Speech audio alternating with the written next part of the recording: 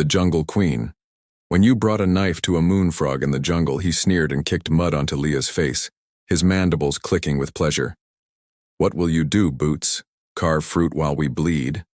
Laughter echoed through the mire. Alien bandits wrapped in ragged armor, teeth like rusted saws, plasma scars across their hides. She didn't answer. Leah Hale just tightened the leather strap around her wrist, cast a glance at the neon vine horizon, and whispered something so faint the dropship's engines barely caught it.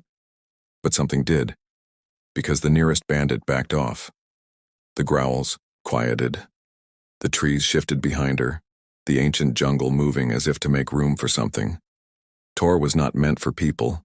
It was the kind of place mercenary firms used for bite-first diplomacy, where the water bites back and the oxygen comes laced with spores. They sent recruits here to bury 3 sons. No laws, just heat, rot, and a jungle that forgets names. Leah, just 5'6", walked into that canopy so thick you could be eaten before ever seeing the sky. Her boots were too new, her skin too smooth, her expression too calm for the nightmare around her. She'd entered after-school simulations. The aliens with her were mercs with reputations, slick reptiles that turned death into currency. They surrounded her in full armor. She carried a standard-issue rifle, a whistle on her belt, and let her corded belt hang loose. Not menacing, just present. The biggest of them, a forgotten Vrog war chief, was already testing her. He didn't believe in orders, only pecking order. He wore the badges of 3 officers he'd killed, strung on a chain around his arm. When he reached for her bag, Leah didn't resist. She just stepped back, slow, deliberate. He yanked it free. Inside, field meds, snack packs, fireworks, and 1 tiny piece of dried beef wrapped in airtight cloth. This your dinner, soft skin? He held it up, confused. She didn't answer. He tore it, split the meat, and that's when the snarl returned, but it didn't come from her.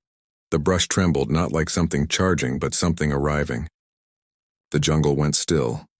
Even the alien bandits froze, turning their eyes behind Leah. All but hers. She'd already seen it. A figure in the fog, taller than bone armor, moss-draped shoulders, claws the size of femurs. Its jaw split sideways. Layered, fangs shining like obsidian.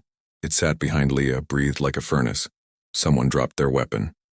"Don't step behind me," she said. "No," someone whispered. The predator made a noise, half chuff, half snarl. Leah reached into her bag, grabbed the last piece of jerky, and tossed it over her shoulder. The beast caught it mid-air. Crunch. Silence.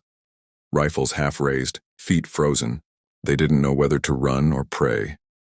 The predator looked at each of them, then vanished into the mist as silent as it came, leaving only a 2-foot-wide, 6-inch-deep paw print behind. Leah picked up her bag. No one laughed. No one asked questions. The jungle rustled above, distant howls, but nothing dared come close. They were supposed to retrieve power cores from a downed freighter, just a salvage run, or so they were told. But when they saw the freighter smashed over a ridge of bone spires, they knew this was a death run. The moss here tripped people. Insects buzzed with blade-sized wings. Leah never wavered. She moved like she already knew the path. Her elbows, not hands, brushed the leaves. She never sniffed the air because she didn't need to. The bandits noticed she didn't boast, and in this place, not boasting meant you weren't prey. By the time they rested among root fan trees, the jeering had stopped. Vrog hadn't spoken since the paw print. Nobody touched her gear, but he stared at the whistle on her belt, and then a scream tore through the canopy, metal being ripped in half. "They found Vrog's scent," Leah whispered with a small grin. "What does that mean?" someone asked. "It means," she replied, "you shouldn't have torn the meat." The jungle moved again, not in warning, but in judgment. They marched slower now. Nobody took point ahead of Leah. Not by command, not by vote, but because the jungle had chosen. When the ground sloped, Vrog veered off. Didn't say a word, just grunted something about getting there faster. Leah didn't stop him. The jungle did, and near hour passed. Even the insects went silent when they found Vrog's trail. His boot prints ended, One upright, one dragged, his rifle impaled on a branch 10 feet up, his arm still twitched beneath it. That was all. Below, nestled in steaming moss, was his helmet. Beside it, the other half of the jerky, not eaten, returned like a message. Not yours. Leah knelt beside. It pulled a new strip from her pouch and placed it gently at the edge. She eats what I give her, Leah said calmly. Not what she finds. Even the older mercs backed off. Is it following us? Someone dared ask. Leah didn't even blink. No, she said. We're following her. And so they did. I warned them. That thing can't write. She doesn't need to. Someone snarled. She kills loud enough, he said. They went under the bodies without speaking. The road ahead dwindled into a bone and fog-filled little valley. Every few years the trees here grew sideways, twisted by gravity or worse. They navigated by signs, claw gouges, shattered branches, and skulls of creatures that weren't in any known database. Leah stopped at one of the skulls, dug inside her bag, and pulled out a thin piece of hide. She nodded and delicately wrapped it around the skull, a gesture of respect. Nobody inquired. Suddenly, plasma fire burst from a tree. Not colonies, not jungle monsters, raiders. The tactical squad dove for cover behind a root as the commander yelled instructions. Heat bullets tore through bark and armor. The bandits resumed fire. Ridge had already injured them, but they were cornered. A tree exploded above them as someone shouted, and in the chaos, Leah vanished. No words, no explanation, just like in the past when she'd been a shadow in the forest. Then came the sound. A long, high-pitched whistle borne by the wind. One of the bewildered raiders paused, laughed. Then the trees burst into flames. Through, the canopy exploded a whirl of claws and bone, not from grenades, not from muscle, from predators. They landed in the ambush, 3 of them moving in unison like a pack. Deadly. One invader was dissected, dragged into the trees while another screamed. A third was crushed under a paw, left writhing. When the dust cleared, the rest ran. They dropped weapons and pride. Leah returned unarmed, unharmed, strolling beside the largest predator, its jaw still moist with blood. She appeared unfazed, certain. The beast halted next to a fallen raider, sniffed the body, turned to face Leah. She nodded.